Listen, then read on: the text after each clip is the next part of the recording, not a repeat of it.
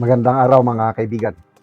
Bigyan natin ng reaksyon, opinion itong post ni Rob Rances. Title lang niya is, Abante, Umatras! Si Congressman Abante. May pahayag siya noong December 15, 2025 na ngayon lang bago, sinupalpal mismo, kinontras siya ni Pangulong Marcos Jr. Anong pahayag niya noong December 15, 2025? Yung masamang salita niya laban sa China. Sabi niya noon, sobrang abuso na po ang ginagawa ng China. Palibhasa, walang paniniwala yan sa Diyos. December 15, 2025. Masama daw ginagawa ng China, ng abuso. Anong sinabi ng Pangulong Marcos? March 25, 2026. 3 days ago, sabi ng Pangulo, they, meaning China have been very helpful. Tumutulong. Ito na po ang bagong foreign policy ng Marcos administration, pakikipagkaibigan sa China. Dahil na-realize ng Pangulo na hindi pwedeng maging dependent tayo palagi ng oil mula sa Middle East. Total, sa West Philippine Sea na yan, napatunayan na po, na-survey na po yan. Napakaraming barrels of oil and natural gas. It's just a matter of exploring it para makuha. So, ang sinasabi ng Pangulo, makikipagkaibigan na siya sa China para magkaroon ng joint oil and gas exploration sa West Philippine Sea. Iyan na po ang pinakamaganda pronouncement na narinig ko sa Pangulo. Sana matuloy. Sana hindi makialam na naman ang mga Amerikano. Kaya ano ngayon, masasabi nyo, Congressman Abante, sinasabi nyo nang aabuso ang China. Eh bakit ngayon? Sila naman ang tumutulong sa atin. Ito, may post pa ni Doc Lorraine Badoy. Sabi niya dito, China and Russia are giving us oil. Selling us oil. Hindi naman giving, selling us oil. I am filled with shame for the way little brown Americans like BBM have destroyed the goodwill PRRD's excellent independent foreign policy gave us, only to be repaid with kindness. Well, that was on the first 3 years of this administration.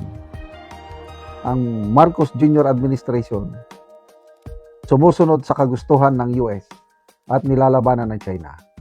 But ngayon, dahil wala namang maitulong ang Amerika sa atin, ano bang dahilan? Bakit tayo nagkakaproblema ngayon ng langis? Di ba Amerika? Silang nag-atake sa Iran. After that attack, sinara ng Iran yung Strait of Hormuz. Hindi na makadaan ang mga barko na nagdadala sa atin ng langis.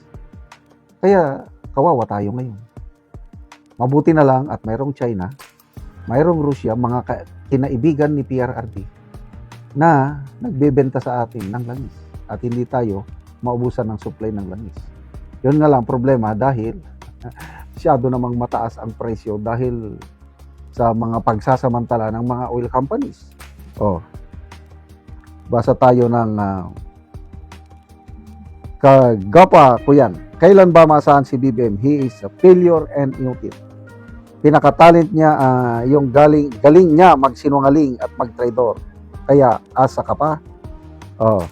Robert Manzano, lalo ko tuloy namimiss si Tatay Digong. Maaring dahil sa kanyang independent foreign policy noon at sa sigaw ng pananaw ng ordinaryong Pilipino, kaya tayo tinutulungan ng China at Russia. I believe it too. Nakatatak na sa alimpatakan ng Russian and Chinese President Digong.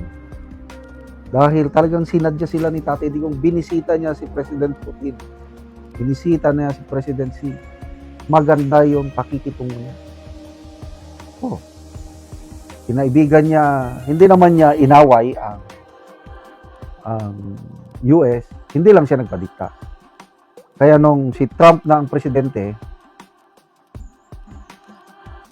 Obama, inaway niya. Pagdating si Trump, magkaibigan sila. Tinupuri siya ni Trump. Iniimbita siya ni President Trump magbisita sa US, kailan ayaw lang niya magpunta. But then, dependent siya. Kaibigan niya lahat.